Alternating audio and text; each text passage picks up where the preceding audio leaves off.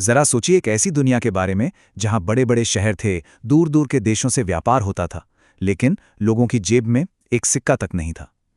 आज हम सिंधु घाटी सभ्यता की इसी हैरान कर देने वाली आर्थिक दुनिया की सैर करने वाले हैं। तो सबसे बड़ा सवाल यही है ना, कि आखिर बिना किसी पैसे, बिना किसी सिक्के के इतनी महान सभ्यता बनती कैसे है?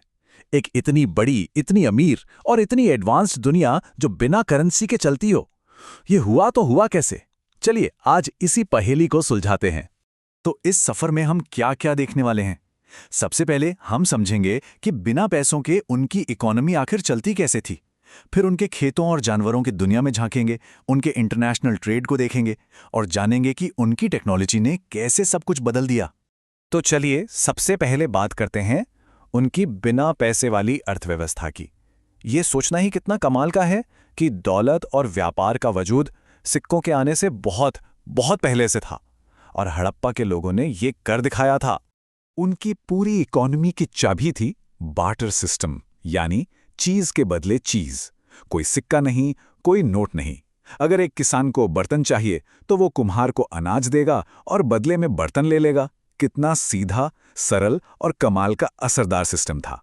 तो आखिर इतनी बड़ी अर्थव्यवस्था, इतना बड़ा ट्रेड, इसकी बुनियाद क्या थी? जवाब है उनके खेत। चलिए देखते हैं कि वो क्या उगाते थे और कौन से जानवर पालते थे जो उनकी तरक्की का असली राज था। देखिए, खेती उनकी सुपर पावर थी। उनकी मुख्य फसलें थीं गेहूं और जौ। तिल और सरसों भी उगाते थे। लेकिन अब आती है वो बात जो सब कुछ बदल देती है। ये दुनिया के पहले लोग थे जिन्होंने कपास उगाया। जी हां, बिल्कुल सही सुना। आज हम जो आरामदायक सूती कपड़े पहनते हैं, उसकी कहानी यहीं से शुरू हुई थी। ये एक ग्लोबल गेम चेंजर था। खेतों के साथ साथ जानवर भी उनकी जिंदगी का एक बहुत जरूरी हिस्सा थे। कुबड़ वाला बैल, भैंस, भेड़ और बकरी जैसे जानवर वो पालते थे। और एक मजेदार बात देखिए, उनकी मोहरों पर बाघ तो दिखता है, लेकिन शेर का कोई नामोनिशान नहीं मिलता। और घोड़ा, उसके तो बहुत ही कम सबूत मिले हैं। मतलब वो उनकी रोजमर्रा की जिंदगी का हिस्सा बिल्कुल नहीं था। तो क्या ये लोग बस आपस में ही चीजों का लेन देन करते थे? जी नहीं, बिल्कुल नहीं। उनकी दुनिया हमारी सोच से कहीं ज्यादा बड़ी और जुड़ी हुई थी। उनकी अर्थव्यवस्था की जड़ें अपनी जमीन से निकलकर दूर दराज के देशों तक फैली हुई थी।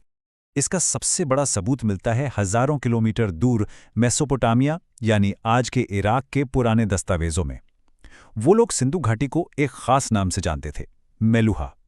ये नाम ही इस बात का पक्का सबूत है कि दुनिया की दो महान सभ्यताओं के बीच जबरदस्त व्यापार चल रहा था। तो वो बाहर से क्या मंगवाते थे? जरा सोच कर देखिए, उनका नेटवर्क कितना विशाल था।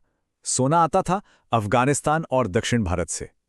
तांबा राजस्थान के खेतरी और तौर ओमान से आता था। और लाजवर्द जैसा कीमती पत्थर अफगानिस्तान और ईरान से आता था।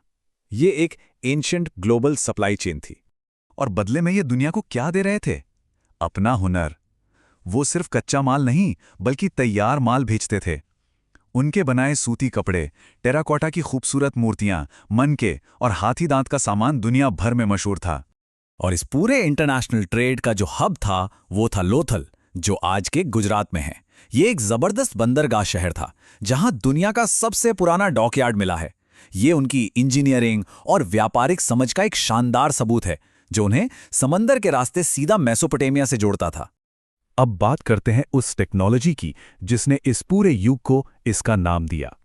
ये था कांस्य युग, यानी द ब्रॉन्ज एज। और कांसा बनता कैसे है?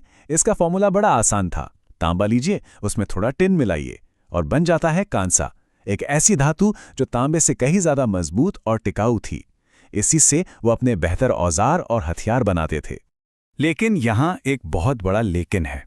वो सोना, चांदी, तांबा और कांसा तो जानते थे, मगर लोहा नहीं। उन्हें लोहे का ज्ञान नहीं था। और यही एक चीज उनके तकनीकी युग की सीमा तय करती है। तो इन सब बातों का मतलब क्या है? इसका मतलब ये है कि सिंधु घाटी की अर्थव्यवस्था सिर्फ पेट भरने का जरिया नहीं थी। ये एक कॉम्प्लेक्स, सोफिस्टिकेटेड और अपनी सोच से कहीं ज्यादा मॉडर्न व्यवस्था थी। अपने शानदार व्यापारिक रास्तों से उन्होंने सिर्फ सामान ही नहीं, बल्कि सोच और संस्कृति को भी एक दूसरे से जोड़ा। उन्होंने एक ऐसी विरासत छोड़ी जो बताती है कि हजारों साल पहले भी दुनिया कितनी इंटरकनेक्टेड थी। और हम आपको इसी सवाल के साथ छोड़कर जा रहे हैं आज की इस कॉम्प्लेक्स फाइनेंशियल दुनिया में जहां सब कुछ नंबरों का खेल है, क्या ये प्राचीन बिना पैसे वाली अर्थव्यवस्था हमें वैल्यू यानी कीमत के असली मतलब के बारे में कुछ सिखा सकती है? शायद असली कीमत चीजों में नहीं, बल्कि हुनर, संसाधनों और इंसानी रिश्तों में छिपी होती है। जरा सोचिएगा।